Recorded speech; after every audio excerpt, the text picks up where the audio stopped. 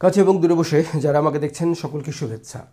আপনারা যারা হংকংয়ে আসার ব্যাপারে আগ্রহী এবং ভিসার ব্যাপারে আলোচনা করতে চান, আমার সাথে কথা বলতে চান, আমার মনে হয় তাদের জন্য এই ভিডিওটি ভিসা সংক্রান্ত অত্যন্ত জরুরি হতে যাচ্ছে। আমি জিনিসগুলিকে ছোট করে নিয়ে আসছি পরিসর, যাতে করে আপনি একটা দিকে ফোকাস করতে পারেন। অভিজ্ঞতার আলোকে আমি আপনাকে বলছি, একজন অ্যাভারেজ বাংলাদেশি হিসেবে one and only cooking sector বা রেস্টুরেন্ট সেক্টর এবং ড্রাইভিং, এই দুটো সেক্টরে আপনি একজন পুরুষ হিসেবে, মেয়েদের কথা আলাদা, মেয়েদের জন্য ডোমেস্টিক হেল্পারের ভিসা রয়েছে, সেটা সরকারের সাথে কন্ট্যাক্ট রয়েছে, কিন্তু পুরুষদের ক্ষেত্রে এই দুই sector, driving and restaurant sector,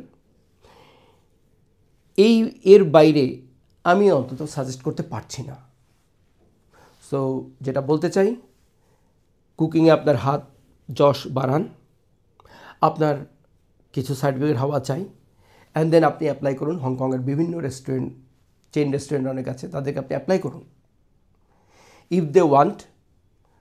এবং স্যালারির বেতনের যে বিষয়টি, সেটি হংকংয়ের যেহেতু একটু হাই আপনারা জানেন, সো অ্যাভারেজ 17-18,000 উপরই আপনার স্যালারি হবে, 20-22-25 হতে পারে যোগ্যতা অনুসারে।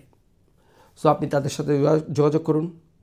যদি আপনার যোগ্যতা এবং তাদের রিকোয়ারমেন্ট ম্যাচ করে, অবশ্যই আপনি ডাক পাবেন। অ্যান্ড দেন আপনি যে সিলেক্টেড হন, দেন আপনাদের সাথে কন্ট্যাক্ট হবে। সেই কন্ট্যাক্টের বেইজে আপনি আসতে পারবেন। জানেন কি যে বাংলাদেশ সরকারের সাথে হংকং সরকারের দ্বিপাক্ষিক কোনো চুক্তি নেই।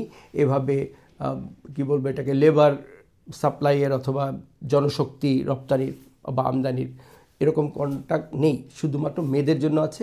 মেয়েরা এখানকার বাসা বাড়িতে এসে কাজ করতে পারেন অ্যাজ আ ডোমেস্টিক হেল্পার বা ঘরের কাজ, এবং তারা বাইরে কাজ করতে পারেন না, তারা শুধু ঘরের কাজ করেন। সো যেটা বলতে চাচ্ছি যে choice is limited if you really want to come in Hong Kong as a employee. So restaurant সেক্টরটাকে আপনি বেছে নিন, এটা আপনার জন্য কাজে লাগবে। অ্যান্ড অতি শীঘ্রই ইনশাআল্লাহ তাআলা আমরা আমাদের রেস্টুরেন্ট খুলতে যাচ্ছি।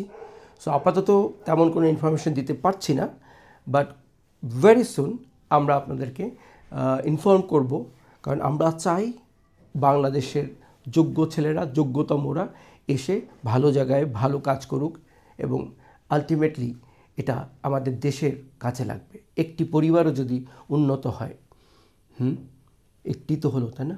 সো আমরা হচ্ছি ইউনিট, আমাদেরকে সকলকে নিয়ে এই জাতি, এটা আমাদের ভুলে গেলে চলবে না। আমাদের দেশে এখন যে সহিংসতা চলছে, বিশ্বাস করুন বিদেশের মাটিতে বসে দেখে খুব কষ্ট লাগছে।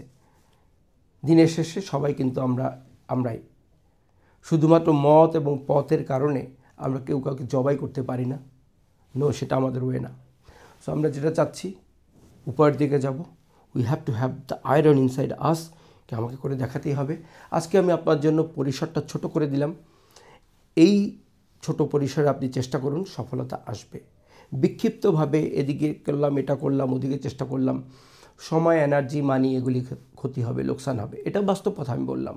আপনার কাছে ভালো নাও লাগতে পারে, বাট আপনার কাছে ভালো লাগুক আর না লাগুক, আমাকে সত্যটা বলতে হবে, এবং তেতো সত্য ভালো। মিশ্রির ছুরি বা কি বলে, মিঠা ছুরির চাইতে, মুখে মিঠার চাইতে তিতা আগে ভালো। সো আমি একদম কট্টরভাবে বলে দিলাম, পরিসর খুব লিমিটেড। অদূর ভবিষ্যতে হয়তো 2-1 মাস, 2-3 মাসের মধ্যেই আমরা আমাদের রেস্টুরেন্ট চালু করতে যাচ্ছি, এবং বাংলাদেশের একটা সুযোগ অবশ্যই ইনশাল্লাহ দেবো আমি, আমার পক্ষে যতটা সম্ভব। Sky is the limit. And think big, think positive.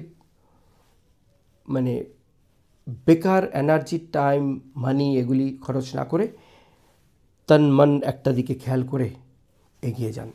সবার সুস্বাস্থ্য এবং সমৃদ্ধি কামনা করছি, এবং দোয়া করুন যেন অচিরেই আমি আপনাদেরকে একটি সুখবর দিতে পারি যে ইয়েস, আমরা চেষ্টা করছি। ধন্যবাদ।